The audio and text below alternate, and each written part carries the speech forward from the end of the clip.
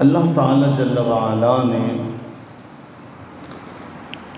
محبوب مکرم شفیع معظم رحمت عالم صلی اللہ تعالیٰ علیہ وآلہ وسلم کی صفات کا جو تذکرہ قرآن مجید میں کیا، ان میں دو صفات ایک دوسرے سے ملی ہوئی ہیں، متصل ہیں۔ ایک ہے بشیر اور دوسرا ہے نذیر۔ مبشرن یعنی بشارت دینے والے، خوشخبری دینے والے۔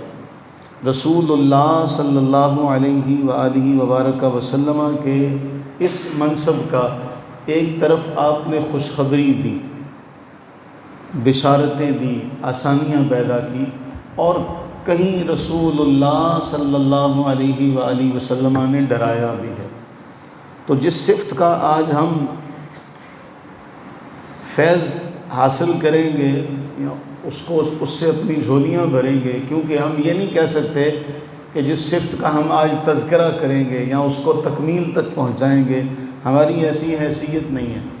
ہم اس صفت کو بیان کر کے اس سے فیض لیں گے، اس سے برکت لیں گے۔ وہ ہے رسول اللہ صلی اللہ علیہ وآلہ وسلم کا خوشخبری دینے والا ہونا۔ آپ نے بشارت دی۔ کون سی ایسی بشارت ہے جس سے ایک مومن کا دل مضبوط ہو جاتا ہے، بڑھ جاتا ہے، اور وہ نبی علیہ السلام نے نہ دی؟ ہمارے پاس جتنا بھی معاملہ ہے، الف سے لے کر یا تک جتنا بھی معاملہ، وہ سب کا سب ہمیں رسول اللہ صلی اللہ علیہ وآلہ وسلم کی بارگاہ سے نصیب ہوا۔ اللہ نے فرمایا کہ اے حبیب، میں نے آپ کو خوشخبری دینے والا بنایا۔ پھر کہیں رب فرما رہا ہے کہ اے حبیب، میرے بندوں کو خوشخبری دیں۔ جتنی بڑی دنیا کی سب سے بڑی جو خوشخبری ہے، دنیا کا سب سے عظیم جو مقصد ہے، انسان کی پیدائش کا مقصد قرآن بیان کرتا ہے کہ اللہ نے اپنی بندگی کے لیے پیدا کیا، تو ہمیں اس بندگی کا پتہ کس نے بتایا؟ اللہ تعالیٰ جل مجدہ الکریم کے حبیب مکرم صلی اللہ علیہ وآلہ وسلم نے ہمیں ایک وحدہ لا شریک ذات کا ایمان لانا، اس کی عبادت کرنا، یہ سارا معاملہ ہمیں رسول اللہ صلی اللہ علیہ وآلہ وسلم کی بارگاہ سے ملا۔ ہمیں کس نے خبر دی کہ رب تعالیٰ اپنے بندوں پر بڑا مہربان؟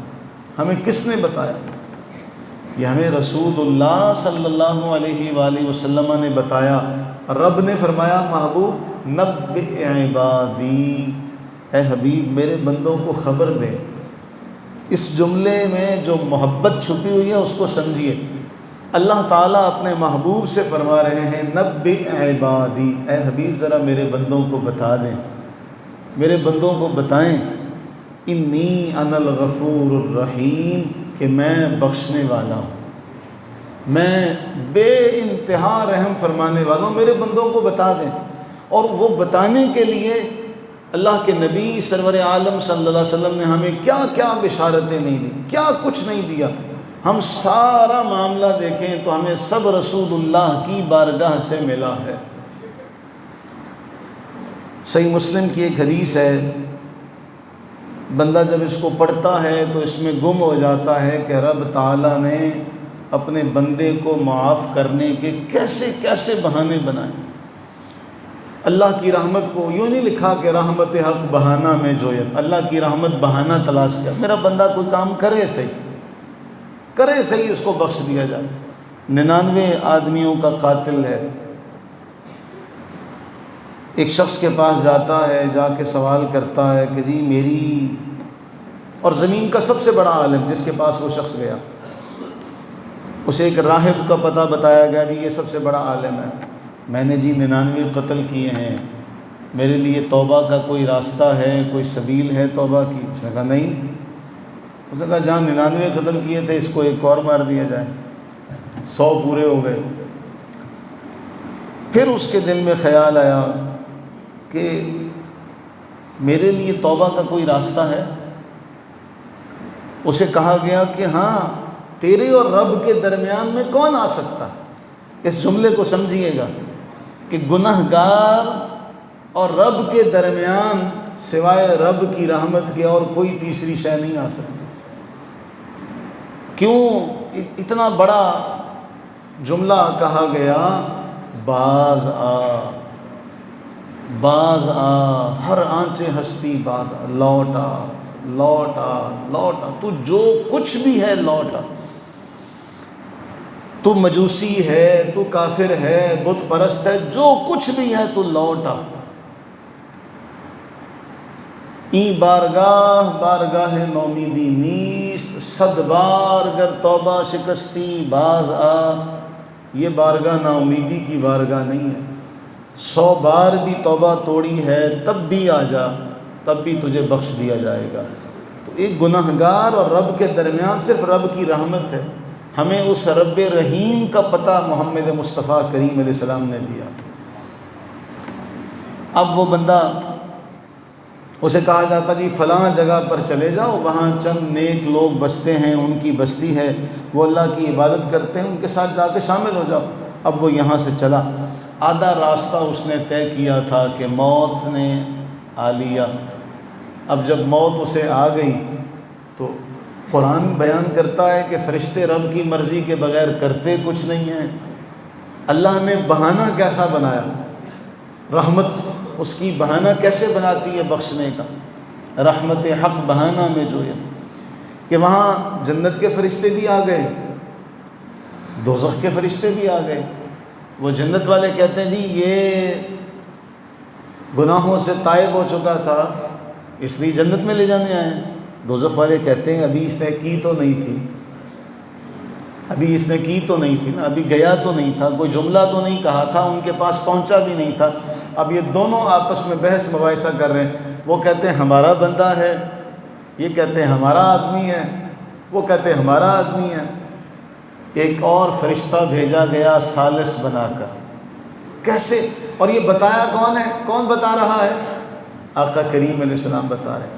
سوچئے جب رب کا رحمت کا یہ زاویہ حضور علیہ السلام نے بتایا ہوگا تو کیا منظر ہوگا اس وقت۔ اللہ نے ایک اور فرشتہ بھیجا جو آدمی کے روپ میں آیا، کیوں جھگڑا کر رہے ہو بھائی؟ اب وہ کہتے ہیں بھائی دیکھو یہ 100 کا قاتل ہے، 100 آدمیوں کا قاتل ہے، اس نے 100 مارے ہیں، ابھی ان کے پاس پہنچا نہیں ہے، اب یہ ہمارا بنتا ہے، ہمارا آدمی ہے، ہم اس کو لینے آئے۔ تو جنتیوں نے کہا کہ بھائی اس نے توبہ کر لی ہے، دل میں خیال آ گیا ہے۔ اب وہ جو ثالث تھا نا، اس نے کہا ایسا کرو، جہاں یہ پڑا ہے نا پچھلی زمین جہاں اس نے گناہ کیے تھے، جو گناہ والی سرزمین تھی اس کے لیے، یہاں سے وہاں تک کا فاصلہ ناپو، اور یہاں سے آگے جن نیک لوگوں کی بستی میں یہ جا رہا تھا اس کا فاصلہ ناپو۔ اب ناپا جا رہا ہے، زمین کی پیمائش کی جا رہی ہے، اللہ تعالیٰ اس زمین کو حکم دیتا ہے تو سکڑ جا۔ اللہ تعالیٰ اس زمین کو حکم دیتا ہے، جو نیکوں کی بستی کی طرف جانے والا راستہ ہے، جو زمین کا ٹکڑا، اسے حکم دیا جاتا ہے تو سکڑ جا۔ وہ گردن کے قریب اس علاقے کی طرف پایا گیا، جنت کے فرشتے اسے لے گئے۔ جب عارفین اس حدیث کو ذکر کرتے ہیں تو عارفین ایک جملہ بیان کرتے ہیں۔ عارفین کہتے ہیں کہ وہ بستی جو ہے اسے رب تعالیٰ نے رحمت کا درجہ نہیں دیا تھا، تو جس ہستی کو رب نے عالمین کے لیے رحمت بنایا ہو، جس ہستی کے لیے اللہ قرآن میں فرمایا، اتنا حسین جملہ، فلا وربک لا یؤمنون حتی یحکموک، محبوب مجھے تیرے رب ہونے کی قسم، مجھے تیرے رب ہونے کی قسم، یہ مومن نہیں ہو سکتے جب تک تجھے حاکم نہ مان لیں، اپنے ہر معاملے میں تجھے حاکم نہ مان لیں، اور پھر تو جو فیصلہ کرے اس کے بارے دل میں کوئی بات بھی نہ آئے، تنگی بھی نہ آئے، اس کو سر تسلیم خم کریں، تب تک مجھے تیرا رب ہونے کی قسم ہے یہ لوگ مومن۔ یہ ہمیں پتہ کس نے بتایا؟ ہمیں رب کے بارے میں، ہمیں رب کا یہ تعارف کس نے کروایا؟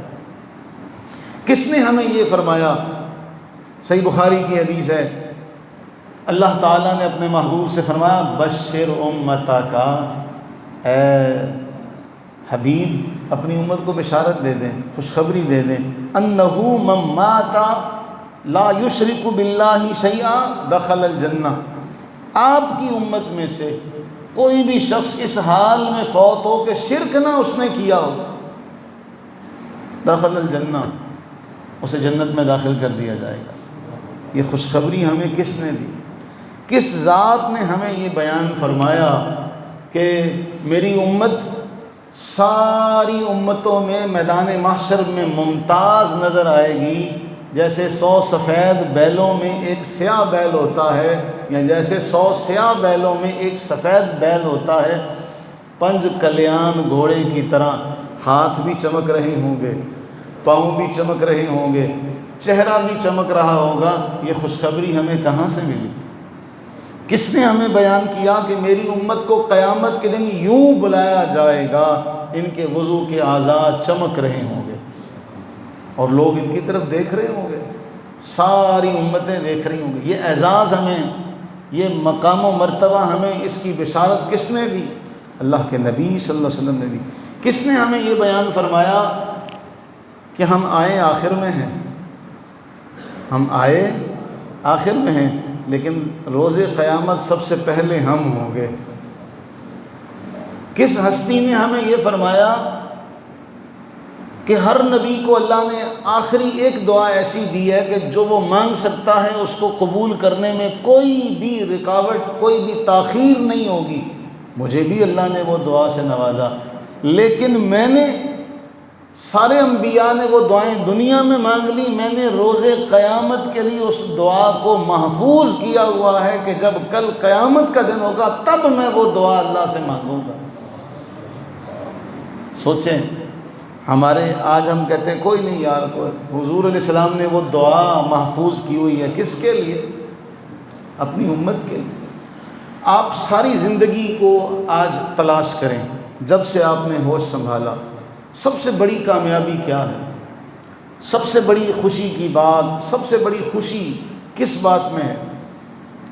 آپ کو اللہ نے سواری دی، آپ کو اللہ نے گھر دیا، آپ کو اللہ نے بیوی سے نوازا، آپ کو اللہ نے اولاد سے نوازا، آپ کو اللہ نے بہترین کپڑا دیا۔ کون سی خوشی ہے؟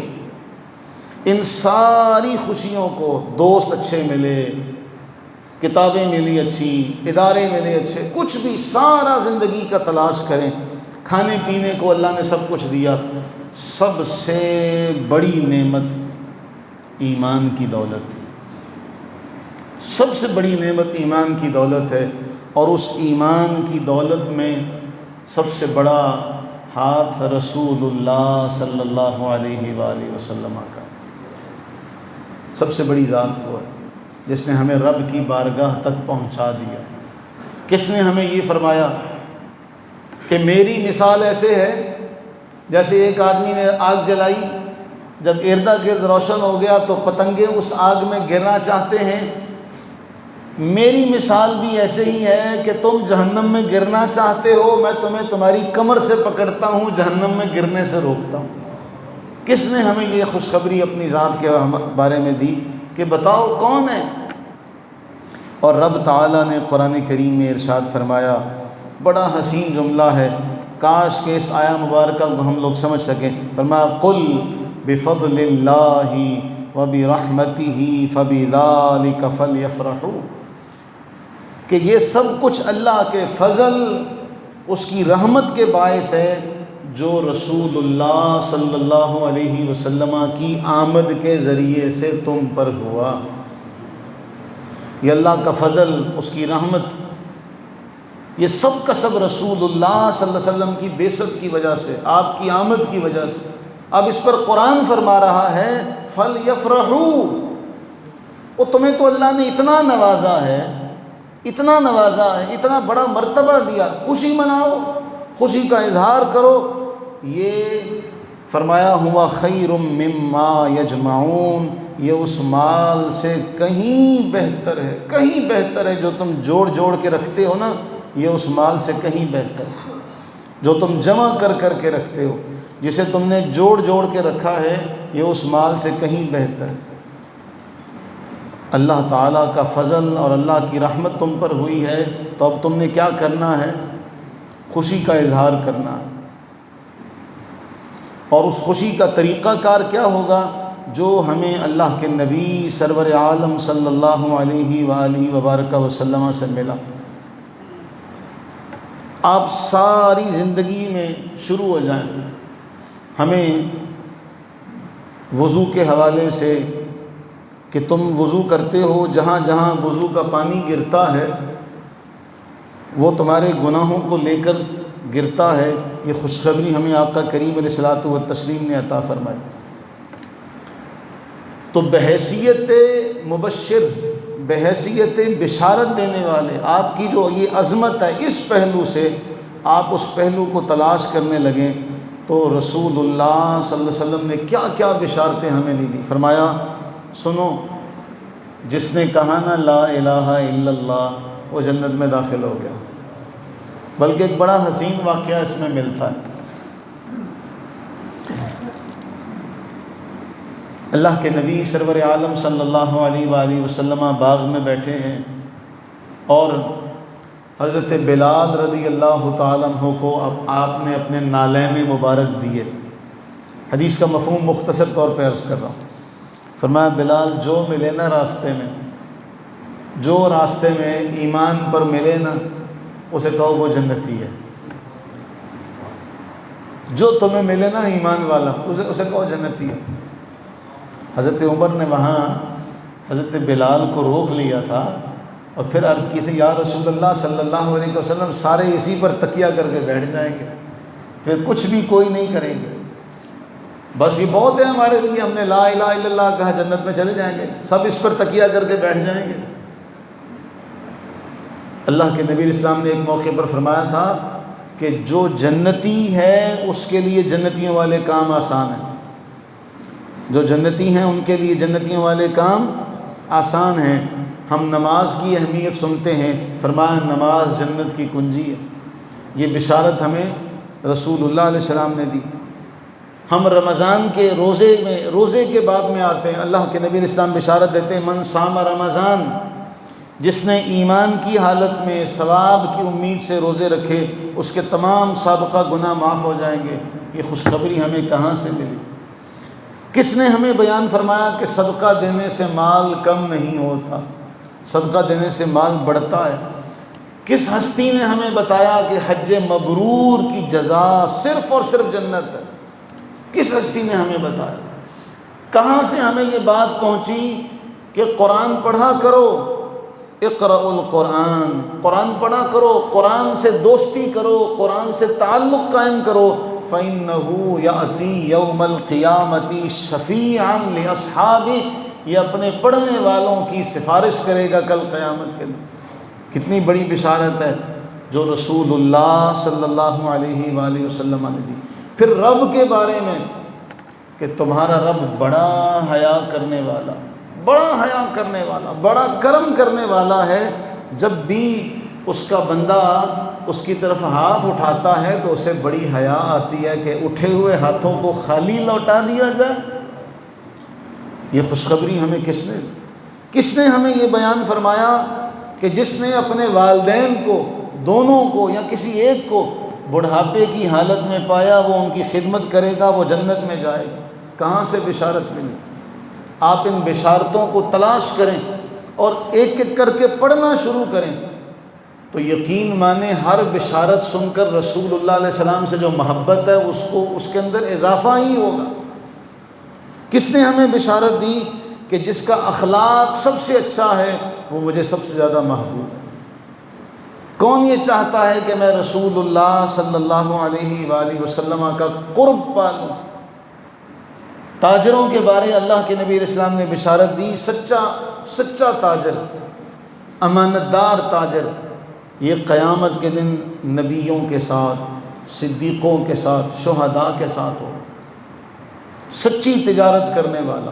کس نے ہمیں بشارت دی کہ انصاف کرنے والے ان کا مقام و مرتبہ یہ ہوگا کہ اللہ تعالیٰ نے عرش کے پاس عرش کے دائیں جانب نور کے ممبر ہیں جن پر اللہ تعالیٰ انصاف کرنے والوں کو بٹھائے گا۔ ہمیں رسول اللہ علیہ السلام نے یہ بشارت بھی دی، اے مسلمان تیرا تو معاملہ ہی بڑا عجیب ہے، تجھے کوئی بھی تکلیف پہنچے، یہاں تک کہ تجھے کانٹا بھی چبھے تو اللہ تعالیٰ تیرے گناہ معاف کرتا ہے، تیرا درجہ بلند کرتا ہے۔ یہ بشارت ہمیں کہاں سے ملی؟